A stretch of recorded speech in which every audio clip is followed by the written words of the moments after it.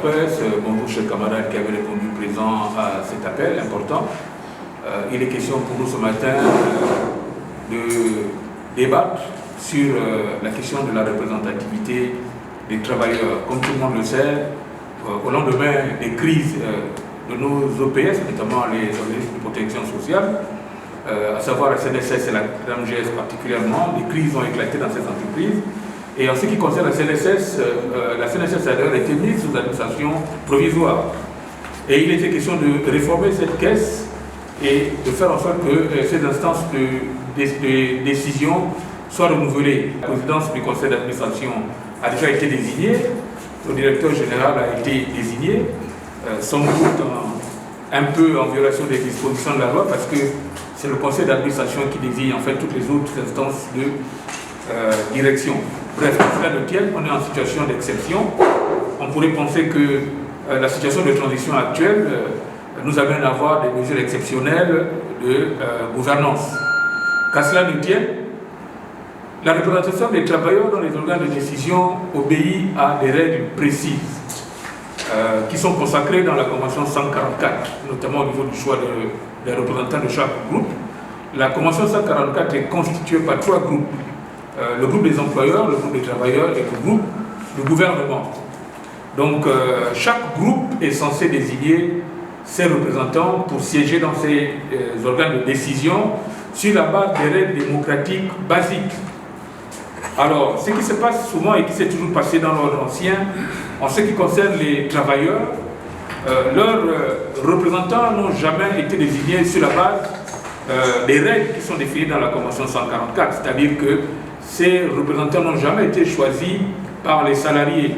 Et ça posait un problème parce que les représentants des travailleurs dans les organes de décision ont l'obligation de rendre compte à leurs camarades après avoir participé à des conseils d'administration, notamment en ce qui concerne les résolutions qui sont prises dans les conseils d'administration. Parce que les conseils d'administration qui supervisent les directoires des entreprises planchent sur un certain nombre de programmes qui leur sont présentés par les directions générales et les conseils d'administration, par exemple, en ce qui concerne les investissements, les gros investissements, le conseil d'administration a le devoir de donner son avis avant que la direction générale ne se lance dans un investissement. Et tout le monde sait qu'aujourd'hui à la CNSS, nous avons eu des investissements hasardeux. Pour ceux qui le savent, quand vous passez devant le siège de la CNSS, il y a un bâtiment fantôme qui existe là, qui a coûté des milliards, qui n'est pas utilisable aujourd'hui parce que simplement un conseil d'administration n'a pas joué son rôle. Nous sommes aujourd'hui dans une phase qui nous permet de corriger le tir. Nous sommes en restructuration des institutions de la République et l'institution des délégués du personnel qui définit qui sont les grands électeurs doit être également réformée. Alors, nous sommes en attente aujourd'hui, après la désignation du PCA et du directeur général de la CNSS, de la désignation des différents administrateurs au niveau des conseils d'administration. Alors, il n'y a jamais de problème au niveau de chez les employeurs, parce que eux, ils sont organisés en ordre de bataille. Depuis qu'ils ont mis en place la FEG, et même avant, les employeurs étaient déjà mieux organisés. En ce qui concerne les salariés, donc les travailleurs, il y a une cacophonie telle que le politique ayant gangréné cet environnement, les représentants des travailleurs ne sont pas souvent choisis de façon objective. Cette fois-ci, comme nous sommes en restructuration des institutions de la République, la FECRAG, à travers toutes ces instances de base, se sont résolus à interpeller le gouvernement quant à la décision, quant à la désignation plutôt des représentants des travailleurs dans les différents conseils d'administration, parce qu'il y va de l'avenir des travailleurs également.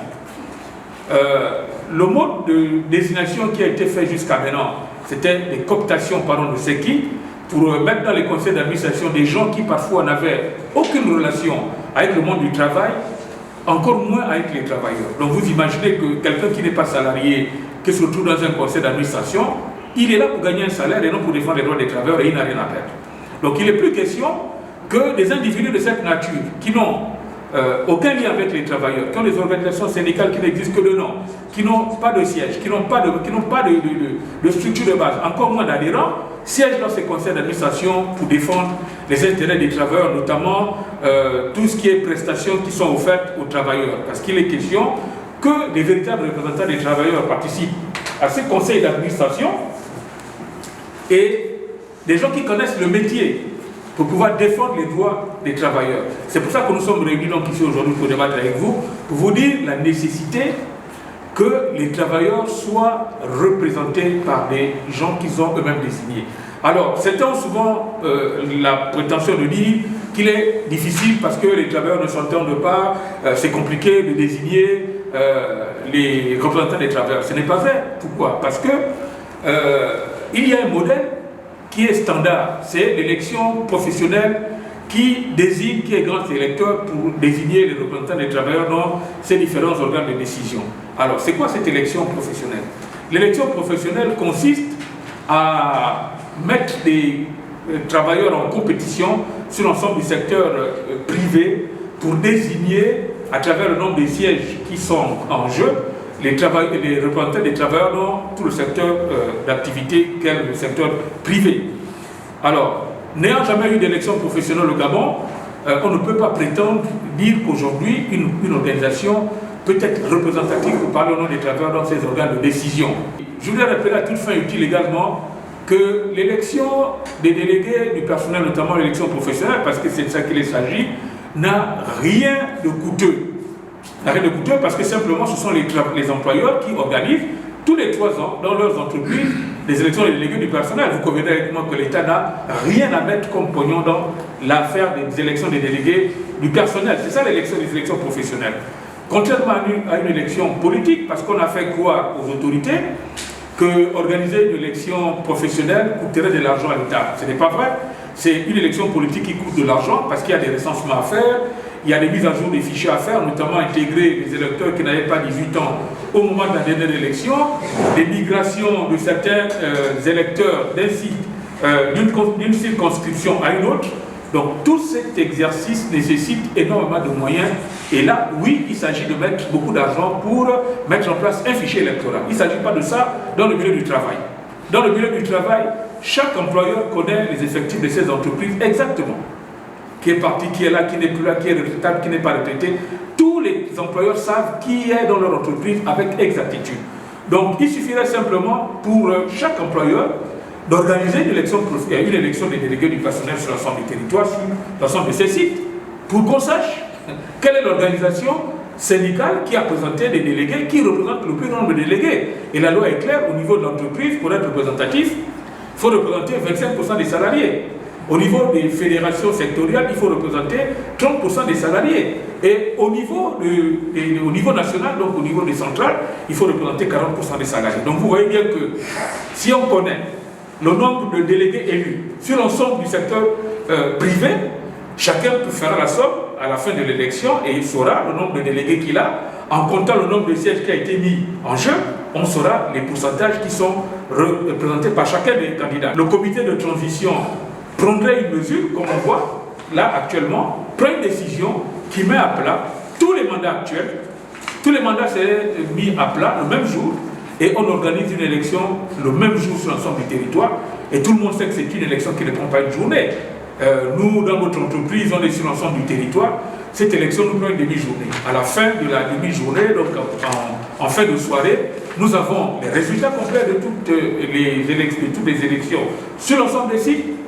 Ensuite, il y a une période de recours pour permettre à ceux qui sont lésés de faire des recours afin que soient annulées ou pas les élections. Donc, un procès verbal est dressé au lendemain de cette élection et on sait avec précision qui parle au nom de qui.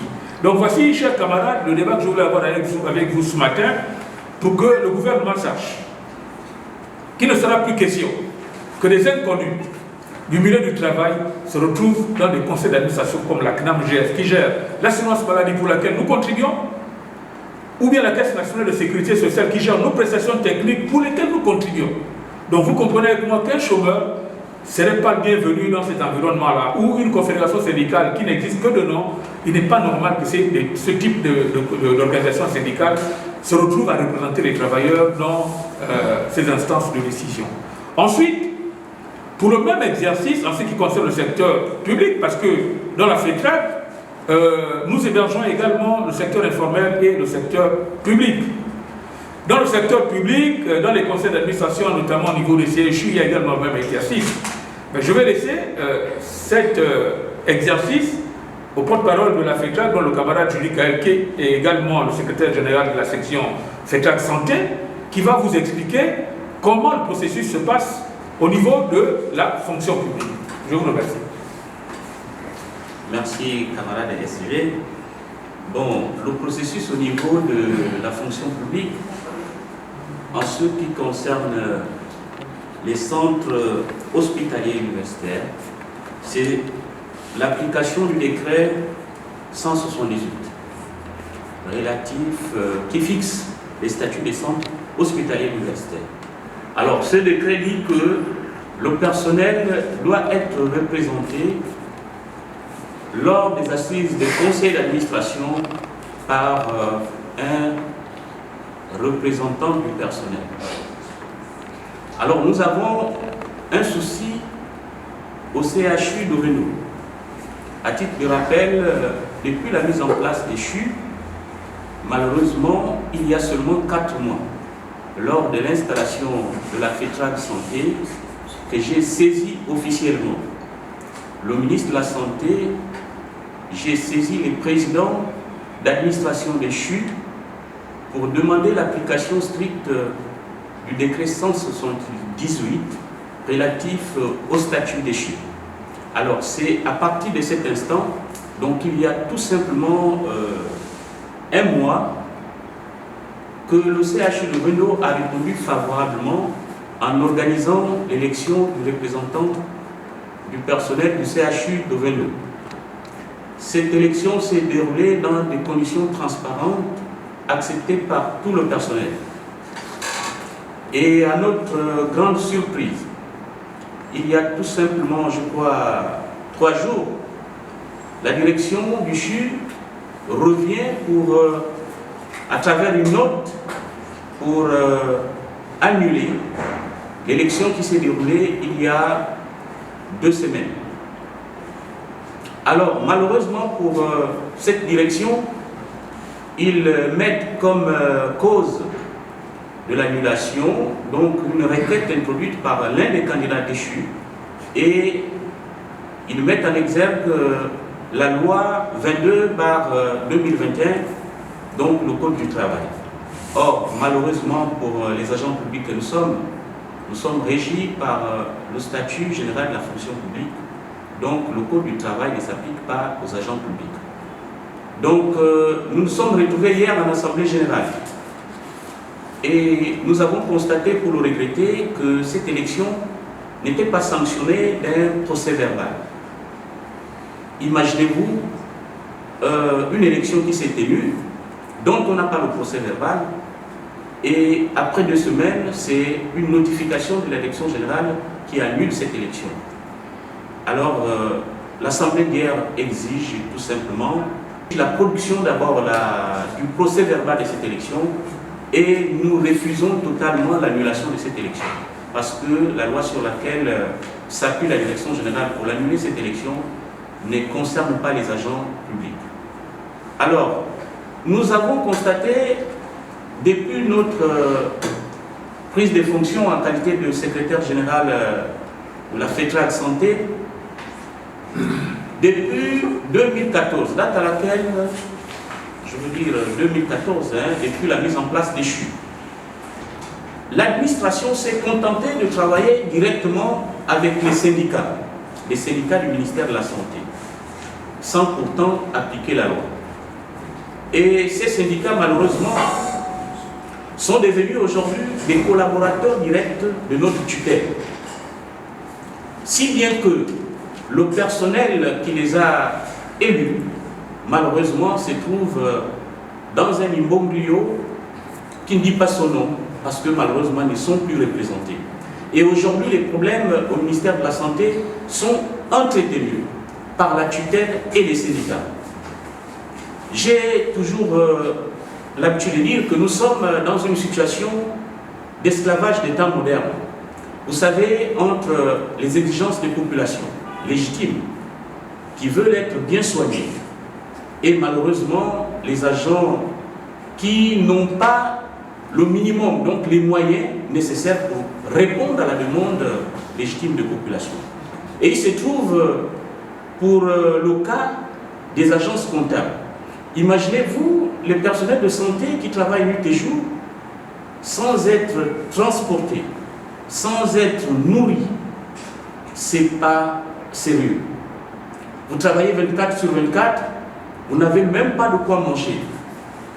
Et le transport à Libreville est difficile. C'est le minimum qu'on peut donner au personnel de santé. Alors, vous avez les agences comptables qui sont des agences du ministère des Finances qui détournent la majorité des recettes hospitalières à travers leurs primes. Donc, ils sont dans le fichier des primes des agents du ministère de la Santé. Et vous allez constater que l'agent qui travaille nuit et jour, s'il a gagné beaucoup, il a 25 000 francs de prime par mois. Alors que l'agent comptable prend par mois 2 millions. Et quand je vous parle de 2 millions, c'est uniquement pour une seule structure. Parce que pour le cas de l'agence comptable, par exemple, du CHU Lovendo, elle couvre moins de 8 structures.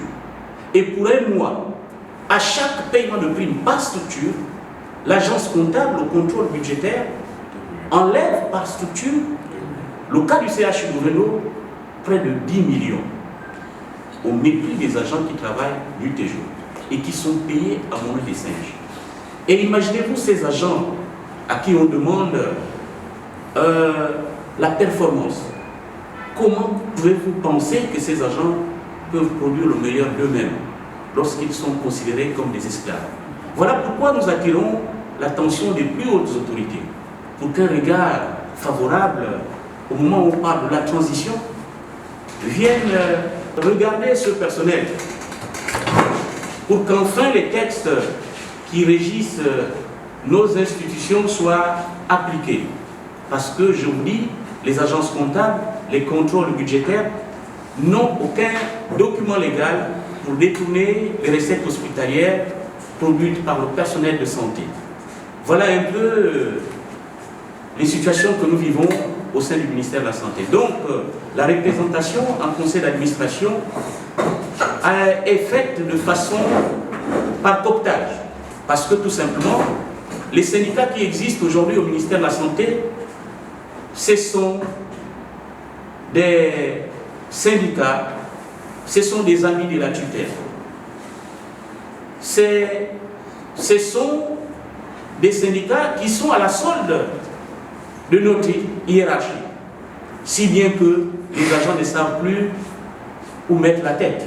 Voilà pourquoi nous nous levons pour dire on en a marre, trop c'est trop, il faut que les choses changent et nous comptons sur les nouvelles autorités pour mettre fin à ces scénarios, afin que la santé des Gabonais soit restaurée, la dignité des Gabonais soit restaurée à travers les nouvelles autorités. Je vous remercie. Donc, chers camarades, chers camarades des médias, voici de façon synthétique, brossée, le tissu de ce que nous voulons vous présenter ce matin. Et nous sommes prêts à nous prêter à l'exercice donc de questions-réponses. En ce qui concerne les deux sujets qui viennent d'être plantés, nous sommes donc à vous. Vous, en tant que FETRA, quelles sont vos propositions? Que dit la loi? Bien. Mais la loi est claire parce que le Code du travail déjà consacre l'article. Le Code du travail consacre le mode de désignation des représentants des salariés, que ce soit sur le plan de la délégation du personnel, que ce soit sur le plan de la délégation syndicale. Les règles sont clairement établies dans le Code du travail, renforcées par les conventions internationales ratifiées par le Gabon, notamment dans la 144. La 144 est claire. La 144 consacre effectivement le dialogue tripartite. Et qui dit tripartite dit égalité parfaite de l'ensemble des participants au dialogue tripartite. Ça voudrait dire quoi? Que chaque organisation syndicale désignerait ses représentants. Pourquoi il n'y a jamais de problématique au niveau de la représentation des représentants du patronat ou de l'État? mais ça se passe au niveau des travailleurs. Parce que simplement, comme le camarade Julie Kal vient de dire, les gens ont pris le malin plaisir en fait de coopter des amis à eux qui ne défendent pas les intérêts des travailleurs, mais qui ont une coloration de travailleurs. Chez nous encore, au niveau du secteur privé, il y a des chômeurs qui sont à la tête des organisations professionnelles. Et là, je voudrais attirer l'attention des travailleurs, parce que les travailleurs sont un peu responsables de la situation qui nous arrive parfois. À deux, on ne peut pas inverser un rapport de force ou à trois. Et nous ne sommes que des représentants, en tant que nous sommes que des porte-parole. Les travailleurs doivent prendre la mesure de leur responsabilité dans tout le désordre qui est fait en ce qui concerne la représentation des travailleurs. C'est simple. Pour représenter les travailleurs, ce n'est pas compliqué, je viens de le dire. Il suffit simplement qu'une décision soit prise par les autorités actuelles. On a bien mis à plat l'Assemblée nationale. On a mis aussi à plat le Sénat. On a désigné des sénateurs. Ils n'ont pas été élus parce que là-bas, comme je vous disais tantôt, c'est plus complexe de mobiliser le collège électoral pour pouvoir organiser une élection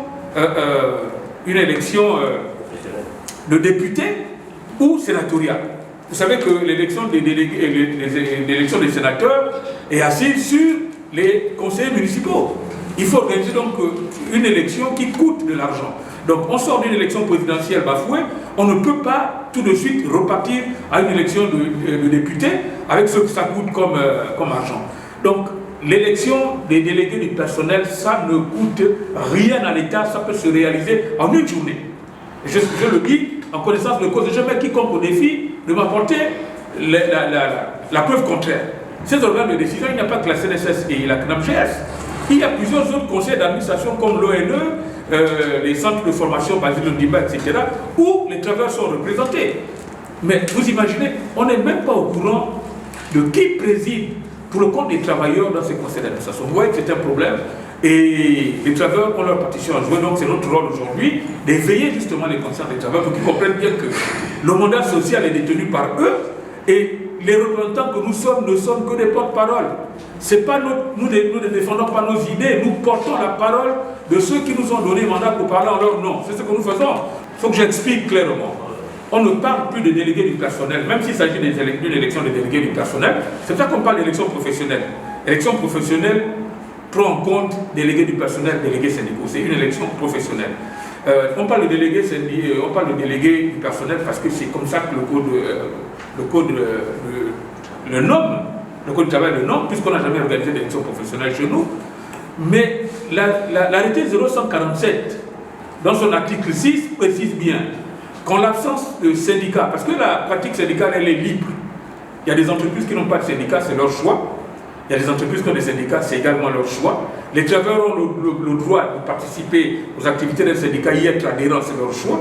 Les travailleurs ont le droit d'être sympathisants, c'est également leur choix. C'est ça, la Convention 87 sur la liberté syndicale. Donc ça voudrait dire que dès qu'il y a un syndicat dans une entreprise, on ne parle plus de délégués du personnel tout court.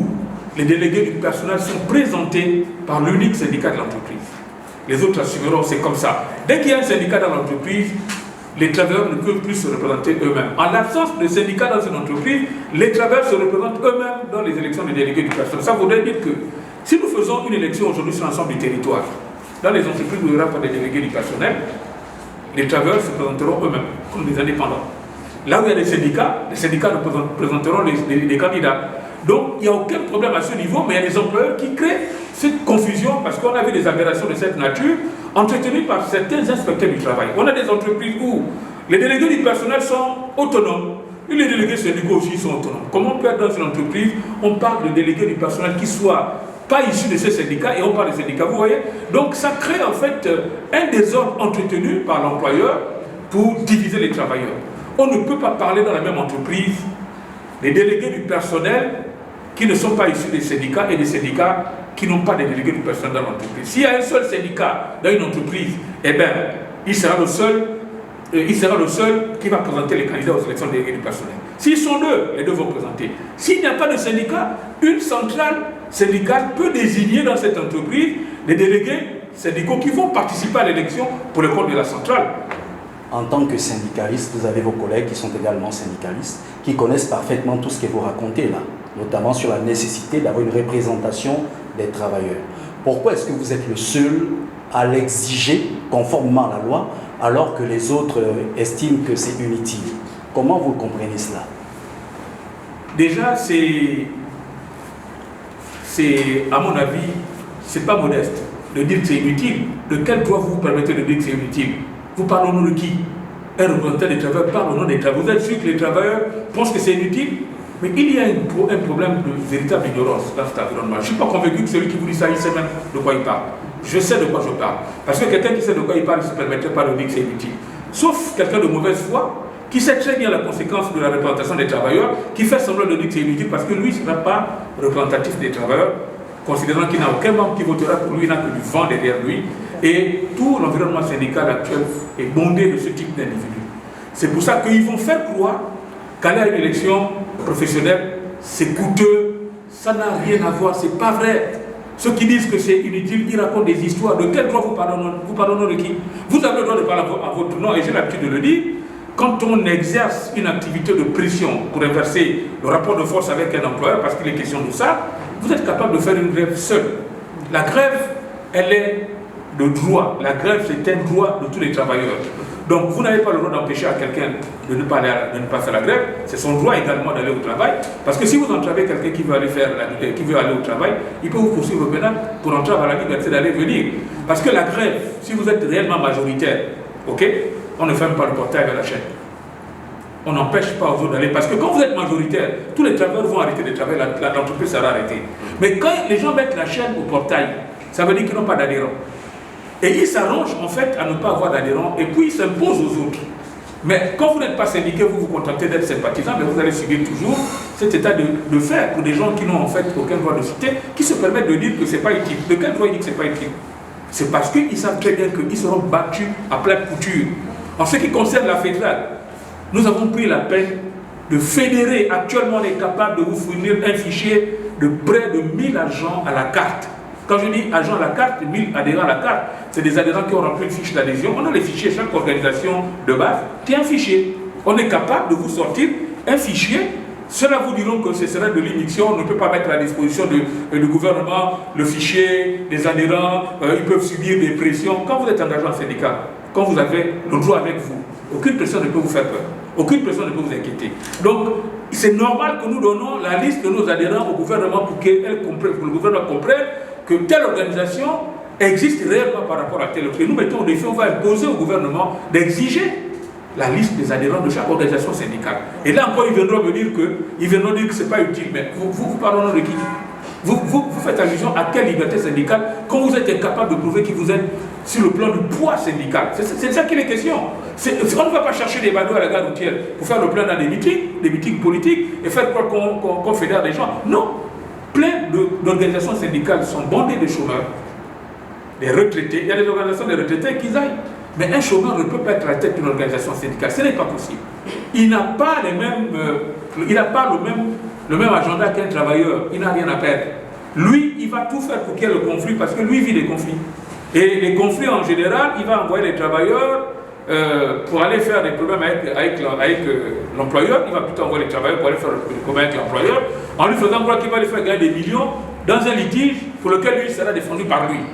Et lui fait croire qu'en le défendant, il va gagner des millions. Parce que lui, dans la réalité, quand vous défendez un salarié, il y a un pourcentage, comme les avocats, il y a un pourcentage qui est reversé au syndicat dans le cadre de la prestation qui a été effectuée. Et donc lui, il vit de ça, un chômeur, c'est normal. Il va tout faire pour qu'il y ait un nombre important de litiges pour que lui continue à manger, mais il vous envoie au casse-pipe. C'est comme le morguier. Le morguier, lui, c'est morbide. C'est morbide.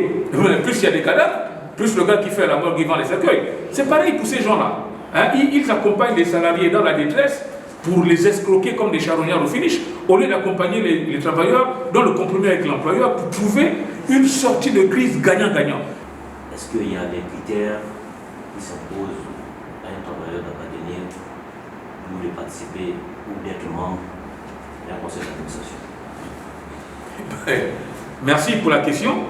La Convention 144 consacre le dialogue tripartite. Le dialogue tripartite est clair, il dit que chaque groupe qui participe au dialogue tripartite envoie ses représentants. C'est une exigence, oui, Maintenant, les critères pour représenter un groupe dont le dialogue tripartite ne dépend pas de chacun des autres groupes. Les critères dépendent du choix de ceux qui, plutôt de ceux qui vont faire le choix. Que vous soyez balayeur, que vous soyez je ne sais comment quoi, si les travailleurs vous ont choisi en tant que Bado, vous irez représenter leurs intérêts dans le conseil d'administration en tant que Bado. C'est votre choix. Vous avez le droit de choisir votre propre maboule à vous-même. C'est clair. Donc il n'y a pas de critères. Les critères sont définis par ceux qui vous choisissent. Vous vous présentez à eux en leur expliquant pourquoi vous voulez les représenter, qu'est-ce que vous leur apportez comme plus en les représentant dans le conseil d'administration. C'est ce que vous allez vendre comme projet qui va faire qu'on vous choisisse. Donc il n'y a pas de profil particulier. Quand vous êtes au conseil d'administration de la CNSS, l'idéal serait que celui qui vous représente là-bas soit quelqu'un qui connaît le métier, qui connaît en fait l'environnement de la sécurité sociale pour vous défendre de façon objective et de façon efficace. Donc c'est ça l'idéal. Maintenant, si vous n'avez pas quelqu'un au niveau de la CNSS qui peut participer au conseil d'administration, mais vous trouverez un autre agent qui est doté au minimum d'intelligence. L'intelligence, chacun de nous est doté d'intelligence. C'est maintenant comment est-ce que nous travaillons notre intelligence pour nous adapter à tous les contextes qui fait la différence entre nous. Hein. Et c'est ça qui fait la différence entre nous. Voilà.